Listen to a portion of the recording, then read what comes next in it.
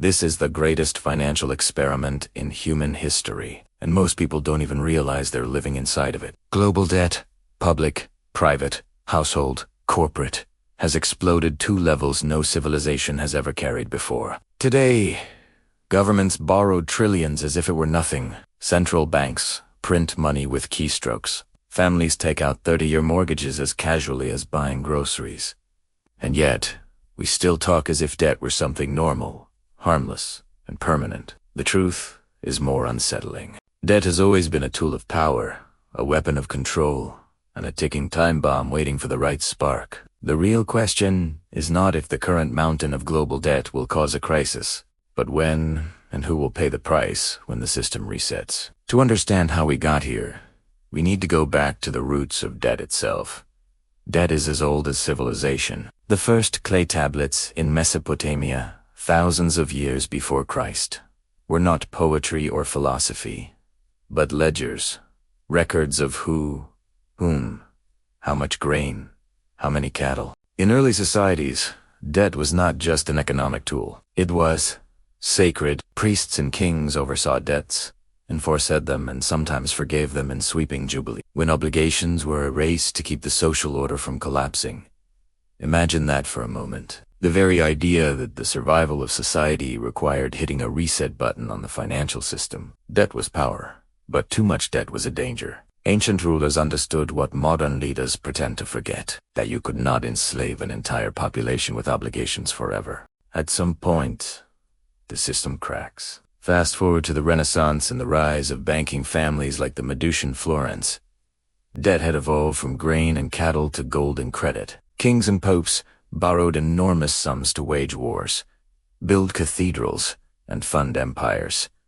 But debt always carried risk. Spain, flushed with silver from the New World, declared bankruptcy 4 times in the 16th century because the crown borrowed beyond its means. That is the first lesson. Even empires stuffed with gold can drown in debt when ambition outpaces reality.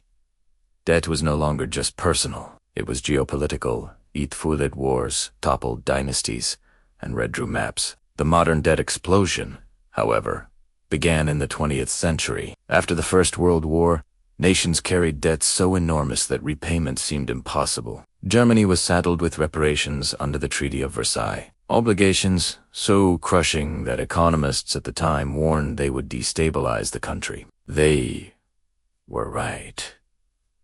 The hyperinflation of the early 1920s, when Germans carried wheelbarrows of paper, marks to buy bread, was a direct consequence of debt obligations that could not be met in real terms. That disaster left scars deep enough to shape the politics that led to the Second World War. Debt was not just an accounting problem. It was the fuel of chaos. Then came 1944 and the Bretton Woods Conference. This was the moment the financial system of the modern world was engineered. The United States, holding dose 3 of the world's gold at the end of the war, set the rules. The dollar became the anchor, convertible to gold at $35 per ounce. Other currencies pegged themselves to the dollar. The idea was stability. The reality was dependence. Every nation's debt, every government bond, every economic calculation now rested on the promise that the United States would maintain discipline. For a while, it worked, but the temptation to borrow, to spend beyond one's means, never goes away. By the 1960s, with the cost of the Vietnam War and domestic programs piling up, the United States printed more dollars than it had gold. Foreign governments noticed. They started demanding gold in exchange for paper. In 1971, Richard Nixon slammed the door, ending the dollar's link to gold.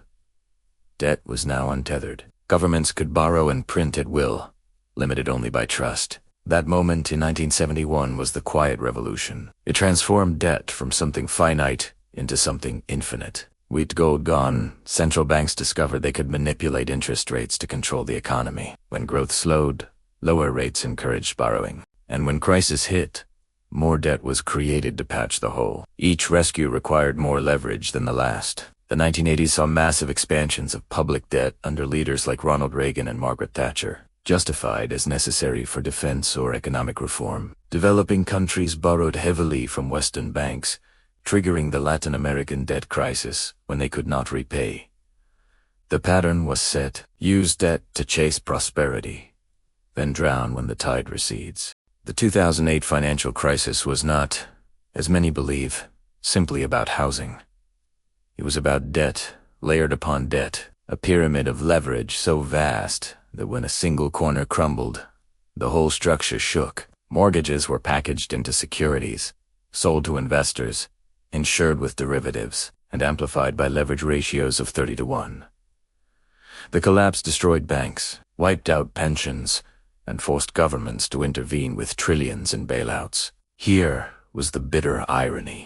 Those who borrowed recklessly were rescued, while ordinary citizens were left with unemployment, foreclosures, and austerity. Debt was revealed not as a neutral instrument, but as a system rigged to protect the powerful. Since then, the numbers have gone from alarming to surreal. Global debt has tripled in the last 2 decades, reaching more than $300 trillion by 2023. To put that into perspective, that is nearly 4 times the size of the global economy. Governments, corporations, households, all have piled on. Some nations like Japan now carry public debt levels over 200% of GDP. The United States adds trillions every year with barely a debate. Emerging economies borrow in foreign currencies, exposing themselves to sudden collapse when interest rates rise. The whole system has become a giant balancing act where stability depends on the illusion that debt can expand forever without consequence. But debt always has consequences. It distorts behavior. It creates bubbles. It shifts wealth. And most importantly, it enslaves future generations. Every dollar borrowed today is a claim on tomorrow's work. And when the numbers grow too large, the repayment becomes impossible. That is why history is filled with defaults, restructurings, inflations, and crises. Debt always ends one of 3 ways. You pay it back, honestly. You inflate it away, or you default. No empire, no system has ever escaped that truth. The present-day consequences are everywhere, but most people don't see them because debt has become invisible. Think about it.